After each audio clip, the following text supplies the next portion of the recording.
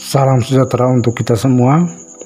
Kembali bersama saya Nus. Kali ini saya akan membagikan tutorial melakukan finalisasi kurikulum pada website SNPTN. Sebelum menonton lebih lanjut, mohon diklik like dan subscribe channel saya ini untuk mengikuti video-video saya selanjutnya. Untuk melakukan finalisasi kurikulum, kita buka profil pdss.ltmpt.ac.id. Di sini sudah terlihat siswa eligible yang sudah saya masukkan, baik jurusan IPA maupun IPS di sekolah saya.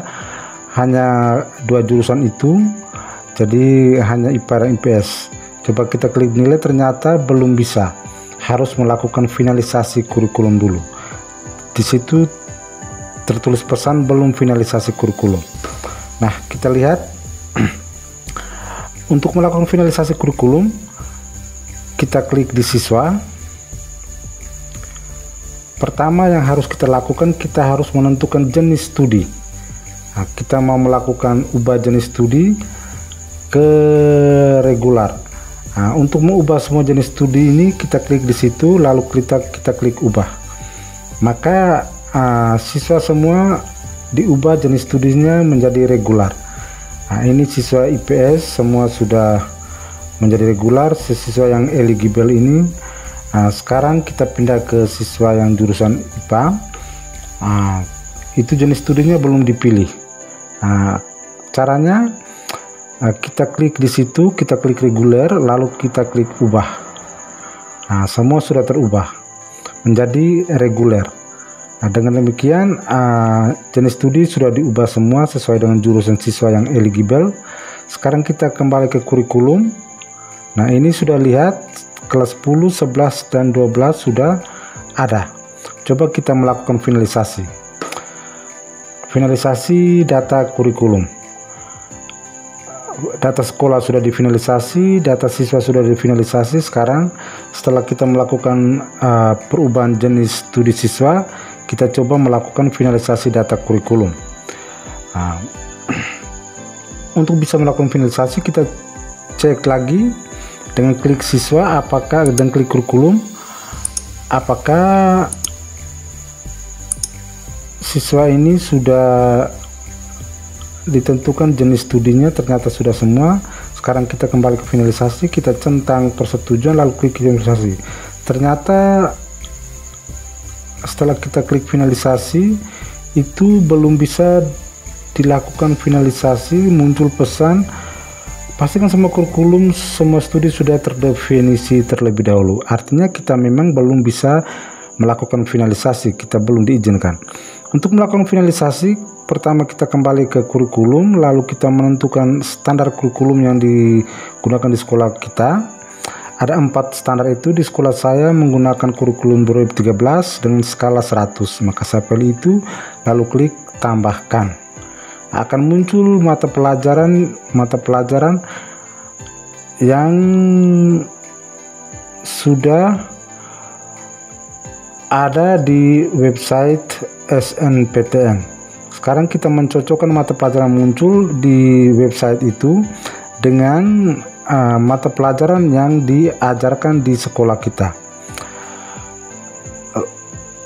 Ini terbaca IPS kelas 10 semester 1, ekonomi ya diajarkan, jadi kita centang. Geografi juga diajarkan, kita centang, jadi kita centang semua mata pelajaran ini karena ini diajarkan di sekolah kita. Maka kita harus mencentang semua sesuai dengan nanti dicocokkan dengan nilai rapor yang dibawa oleh siswa untuk diverifikasi di perguruan tinggi negeri nanti. Pertama dengan ekonomi, kita sudah centang, berarti artinya itu berlaku di sekolah kita. Lalu kita tentukan jam pelajaran di sekolah kita dengan mata pelajaran yang tersedia itu.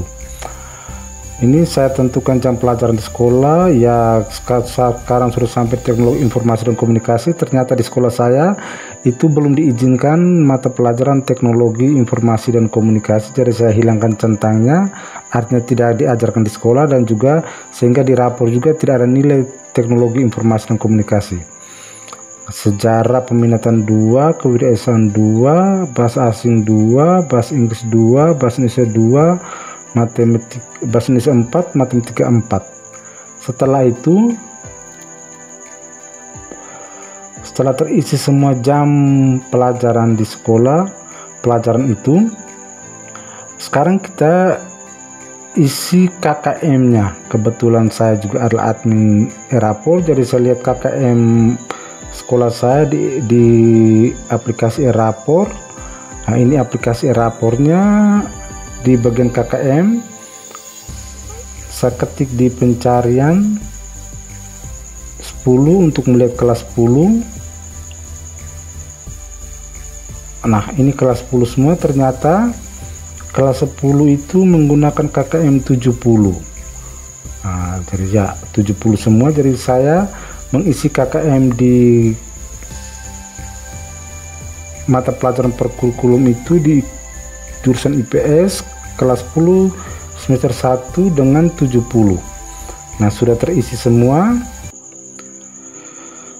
Sekarang kita lihat apakah benar tidak jam pelajaran saya isi itu dengan praktek di sekolah. Nah, untuk melihat benar atau tidaknya itu saya membuka Dapodik.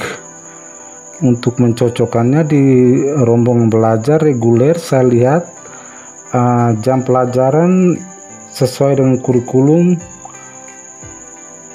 2013. Nah, ini saya coba buka salah satu kelas 10 IPS 1. Saya buka untuk melihat jam pelajaran sesuai kurikulum. Nah, untuk agama Katolik, untuk agama pada umumnya itu jam pelajarannya 3. Coba saya cek agama, ya 3 jam pelajaran. Sekarang cek lagi yang berikutnya.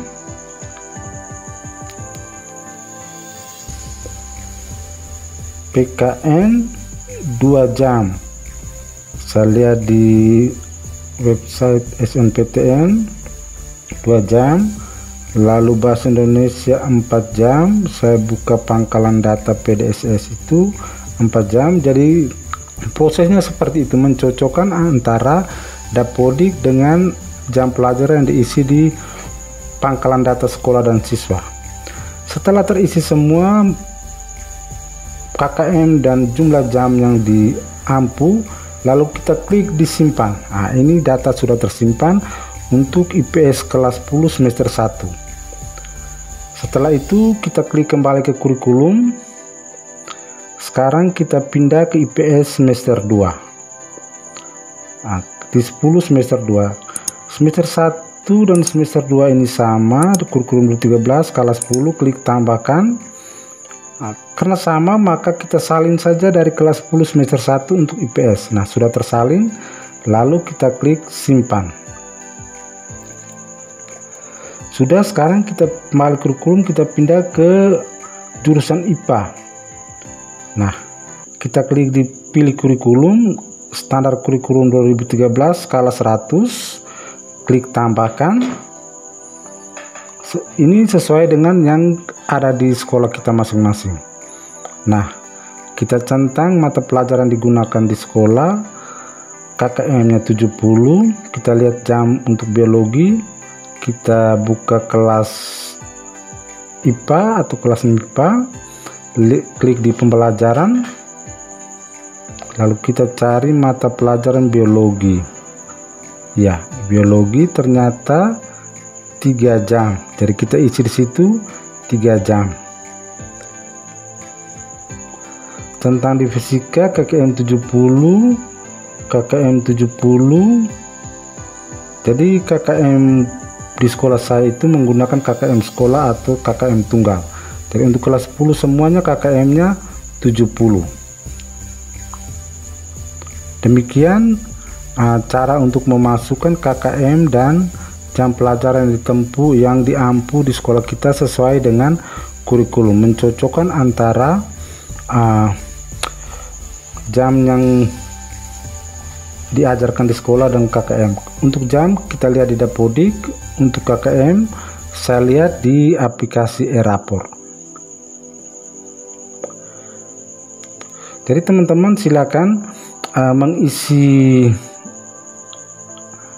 di pangkalan data sekolah dan siswa sesuai dengan kurikulum dan sesuai dengan apa yang menjadi apa yang dilakukan di sekolah kita, apa yang dipraktekkan, apa yang real di sekolah kita, berapa jam dan KKM-nya berapa. Prosesnya seperti itu. Jadi kita tidak karang-karang, karena ini akan dicocokkan apa yang kita isi di sini dengan rapor yang nanti akan diverifikasi oleh pihak universitas ketika siswa kita diterima di universitas tempat mereka melamar. IPS sudah, sekarang kita lihat di IPA di kelas 12, sekarang IPA di kelas 12, kurikulum 2013 semester 1 dengan skala 10. Nah, kelas 11 dan 12 ini sama, tinggal kita salin saja IPA reguler semester 1, saya salin saja dari kelas 11 semester 2. Yang bedanya itu hanya di bagian KKM saja, sedangkan jumlah jam dan mata pelajaran yang diajarkan di sekolah itu sama antara kelas 11 dan kelas 12, yang beda hanya KKM. Maka saya melakukan salin dari kelas 11 semester 2. KKM-nya di sekolah saya kelas 11 itu 72, KKM kelas 12 75, jadi saya ganti semua KKM itu dengan 75. Jamnya itu sama. Kewarganegaraan 75, olahraga dan kesehatan 75, sejarah Indonesia sejarah 75, seni budaya 75, matematika 75, teknologi informasi dan komunikasi tidak diajarkan di sekolah saya karena belum diizinkan oleh kementerian. Bahasa Inggris 75, matematika 75, kewirausahaan 75 dengan jamnya 2 jam. Setelah diisi semua,